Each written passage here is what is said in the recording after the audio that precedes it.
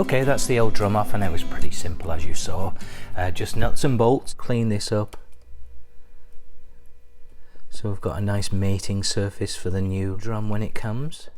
I am going to thoroughly clean this wheel, of course, before I put everything back together again.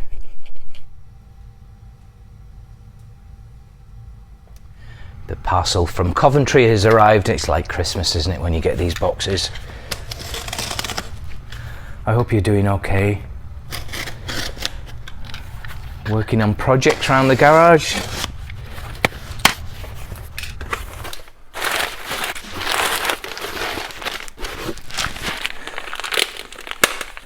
Hardware, drum, and sprocket.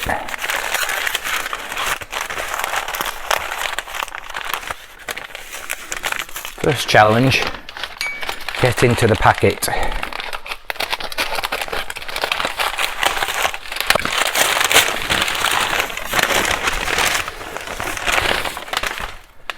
Great.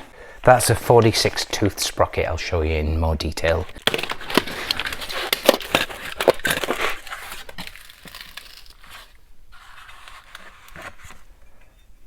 Terrific.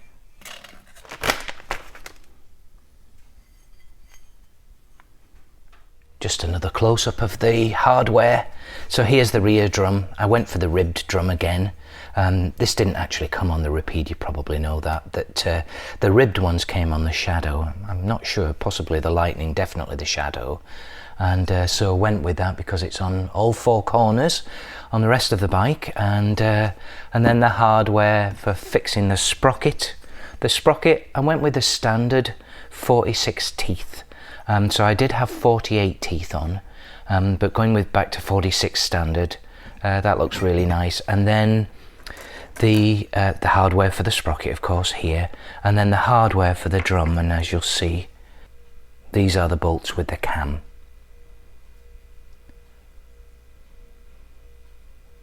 Here's the old rear drum. Thanks for all your comments as well about that. That was really interesting forensic exercise in trying to figure out what we think went wrong with that. It's pretty bad. So I guess I got myself a nice paperweight here. May use that for something at some point. I thought you might like to see this shot of all the various different sprocket sizes in terms of the number of teeth that they come with. I got most, if not all of these, except for the one that came off my bike, from John Ulver, just for a bit of fun and a bit of garage art. So I have them hanging on the wall. But here we go. First of all, spare flange if anyone wants it. There's the flange that came off. This is the 46 teeth sprocket that I just bought.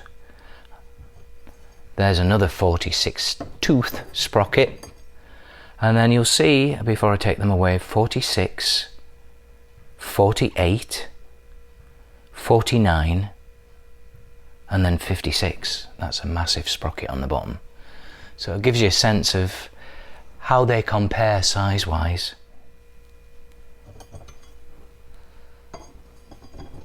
That's the chrome sprocket that I just took off.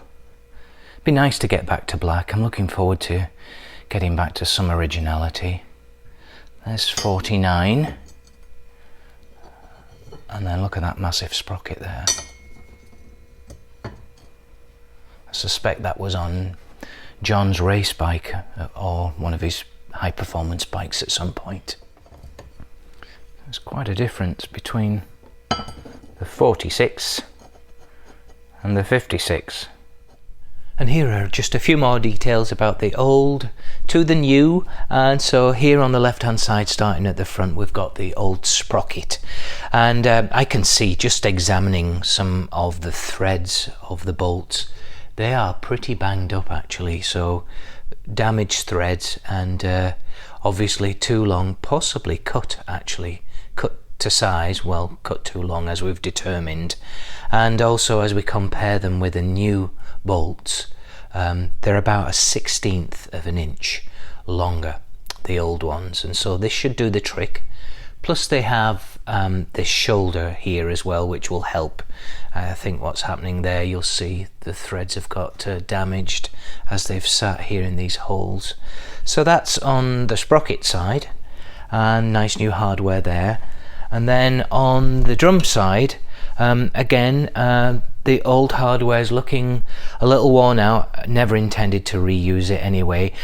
What was reassuring is they use the nylock nuts, and also they use these special shouldered nuts as well. You'll see that there's one extra cut there that butts up against the hub, and so at least they were used. And again, threaded all the way, as opposed to having a nice smooth shoulder as well on these ones here. And then nylock nuts on both, don't need the washer on the new ones. And these are these eccentric round-headed bolts as well that will go through the drum into the wheel. I'm just following some good advice here from the Vincent Owners Club, and specifically Glenn, thank you very much for this advice. All I'm doing is filing down one of the flats on these nuts that connect the sprocket to the flange of the rear brake drum. It's not just about the length of the bolts as well, pressing down on the flange, or actually on the rib that forces up to the flange, but also laterally. There's a force being exhibited when you tighten up these bolts, and they have one of the flats that's very, very close to the side wall of the drum, and essentially you're pushing out the flange as well. And so Glenn suggested that we just take a little bit off here, which is just exactly what I'm doing, so that would minimize potential forces on that side wall and pressure on that flange as well. So especially with heat, and as you'll see in just a minute, there is clearance, but it's very small. I would say perhaps, just a few thousandths, and this just takes a little bit extra off to allow for heat and just any movement whatsoever.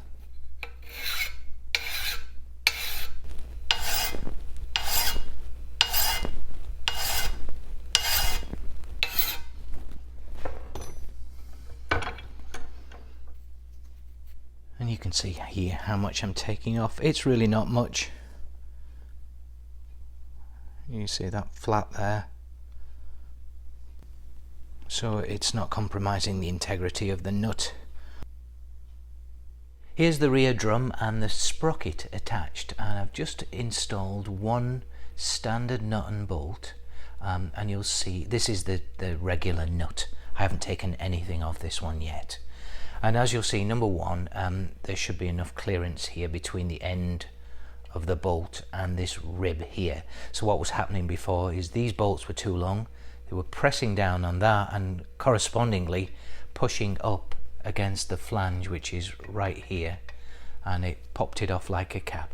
On the nut side though, this is a standard nut, and you can see here at the bottom, between one of the flats of the nuts and the sidewall of the drum, there's not much clearance. And so what I've done is, as I've just mentioned earlier, is I've filed one of these flats on the nuts, and I'll show you how much more clearance we have in a second. Essentially though, if the flats were to push up against this sidewall, they're also exerting pressure on the flange as well, and so trying to make a little bit of clearance. And then here's another bolt, this time with the one of the flats filed down a little bit more, and you see there's just a bit more of a gap there that should allow for a little bit of heat expansion and perhaps not touch that sidewall. Here's the wheel after a good cleanup. I'm going to just test fit the new drum just to make sure that it fits nicely over that hub.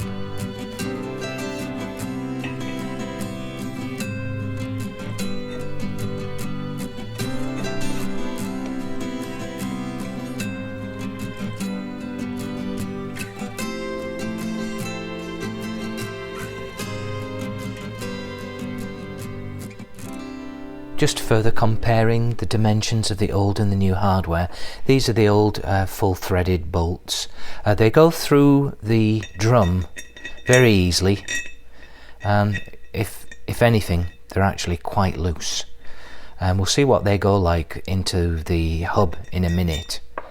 These are the new eccentric bolts and a much tighter fit. I've just dry fitted the drum to the hub and tried to line it up so that the holes in the drum line up as close as I can get them to the holes in the hub. I haven't put the sprocket on, as you can see. The idea is I'm just trying to check to see the fit of these new eccentric bolts.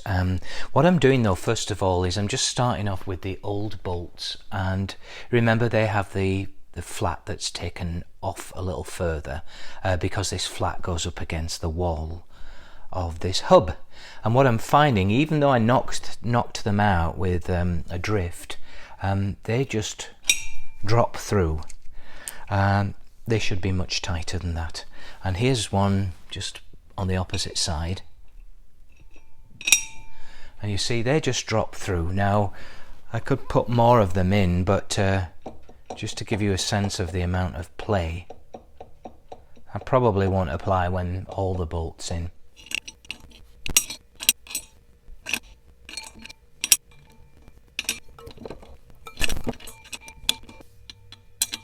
Well, that's the old set of bolts back in. And see, there's quite a bit of movement there. They should be really tight.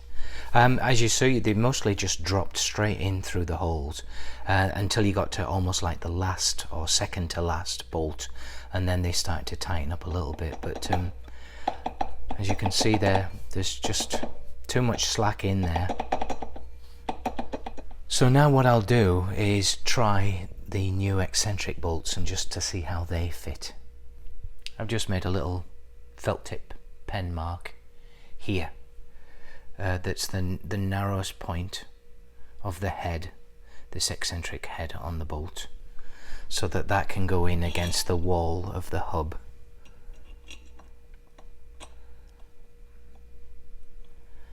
Yeah, and already I feel some resistance on these ones. That one would just tap down easily.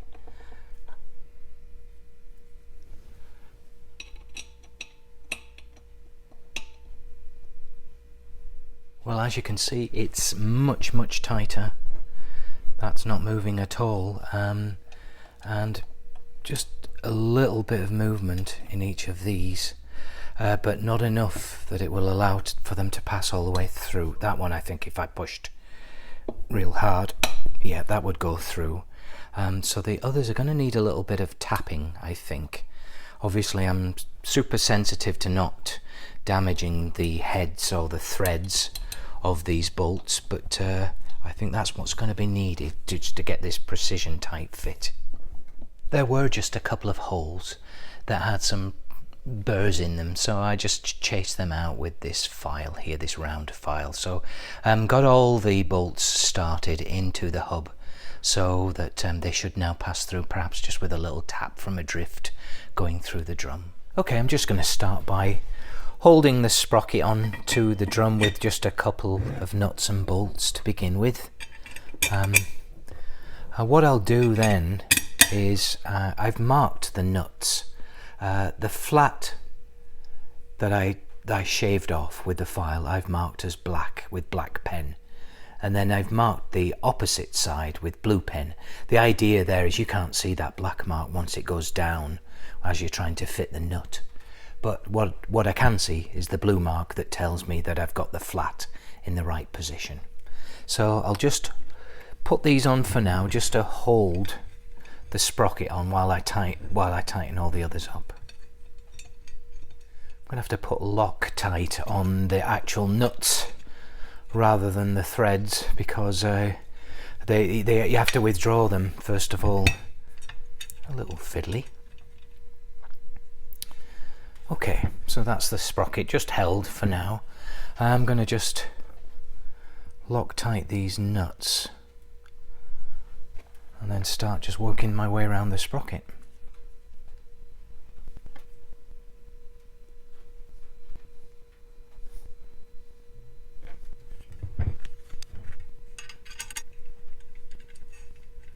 I'll nip them up obviously afterwards. And what I'll want to do is I'll want to hold the nuts as well, so that the flat is parallel to the extent I can with the wall, so that they don't start to turn and send forces down onto the drum. Okay.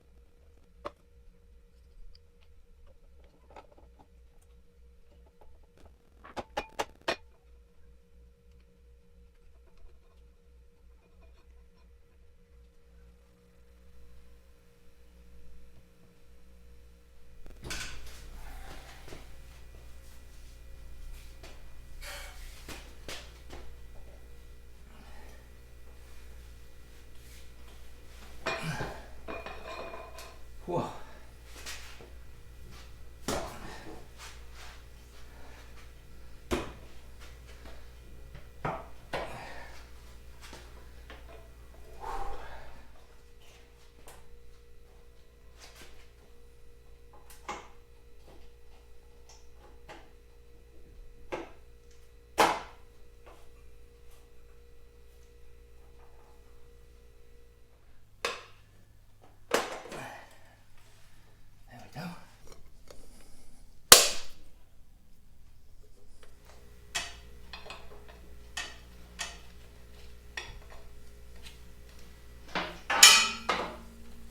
I'm just going to turn these rear chain adjusters all the way back. As you can see, they were fully extended, another indication of the previous chain being stretched and worn. This is just an amazing device, spring loaded here.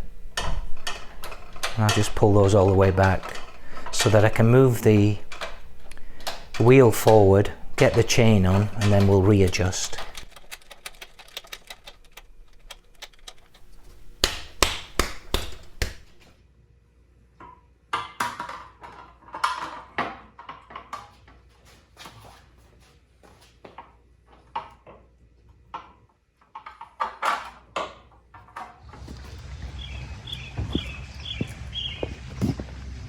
Well guys, you know you have to start it up and take it for a ride after every little job, don't you? So I'm just going to go around the block, that's all.